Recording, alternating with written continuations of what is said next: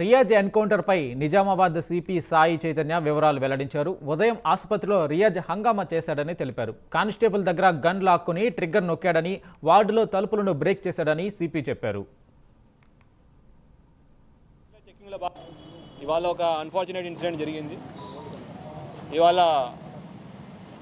Government general హాస్పిటల్లో ఒక previous accuse Riyaz అనే అతను వార్డులో ఉన్నాడు. అయితే రెగ్యులర్ చెకింగ్లో భాగంగా ఆర్ఐ గారు అక్కడ చెకింగ్కి వెళ్తే అక్కడ రూమ్ దగ్గర తలుపులు పాల్గొట్టే సౌండ్, తర్వాత అద్దం పగిలిన వచ్చేసరికి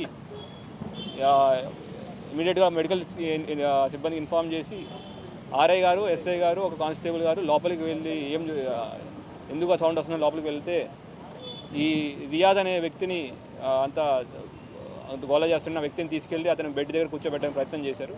కూర్చోబెట్టే ప్రయత్నంలో కానిస్టేబుల్ గారి దగ్గర ఉన్న తుపాకీని లాక్కుని రియాజ్ ట్రిగ్గర్ ఒత్తడం మొదలుపెట్టాడు. అది పాడేయని ఆర్ఐ చెప్తున్నా వినకుండా ట్రిగ్గర్ ఒత్తుతుంటే గత్యంతరం లేక ఆర్ఐ గారు ఫైర్ చేయడం జరిగింది. అక్కడి నుంచి అంత ఫైర్ చేయడం బుల్లెట్ ఇంజురీస్తో రియాజ్ ఆడ కింద పడిపోయాడు.